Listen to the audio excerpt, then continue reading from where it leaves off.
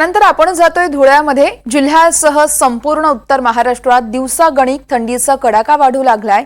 यंदाच्या हंगामातलं धुळ्यामध्ये किमान तापमान पहिल्यांदाच 9 अंश सेल्सिअसच्या खाली आलंय. तर नाशिकमध्ये देखील तापमानाचा पारा घसरलाय. तापमानात अचानक वाढ झाली आहे, तर काही ठिकाणी तापमान कमी झाल्यानं उत्तर महाराष्ट्र संपूर्ण गारठलाय. धुळ्यात संध्याकाळनंतरच हुडहुडी भरवणाऱ्या थंडीची अनुभूती येते. यामुळे शहरात ठिकठिकाणी शेकोट्याही पेटू लागल्यात.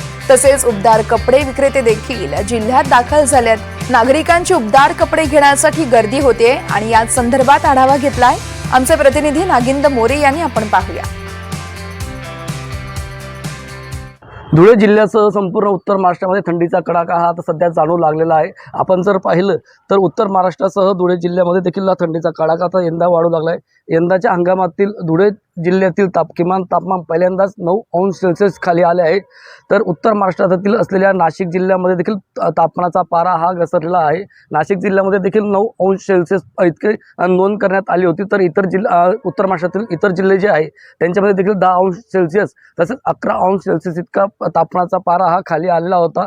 तापमानातील घट आणि बोचरे वारे यामुळे प्रत्यक्ष तापमानापेक्षा 1 ते 2 अंश सेल्सिअस किमान तापमान जाणवत असल्याने उत्तर महाराष्ट्र हे गारठले आहे. धुळ्यात सायंकाळनंतर रुळी भरणाऱ्या थंडीची सहानुभूती येत आहे.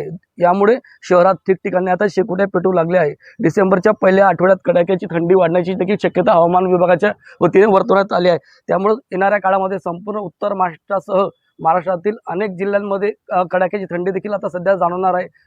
त्यामुळे हवामान विभागाच्या वतीनं सतर्कतेचा इशारा देखील या ठिकाणी देण्यात आला आहे. त्यामुळे घराबाहेर पडत असताना डॉक्टरांच्या सल्ल्याशिवाय वृद्ध असतील किंवा लहान बालक असतील यांनी उबदार कपड्यांचा वापर करावा असेच देखील आवाहन या ठिकाणी डॉक्टरांच्या वतीने करण्यात येत आहे. NDTV मराठीसाठी नागिंद मोरे, धुळे.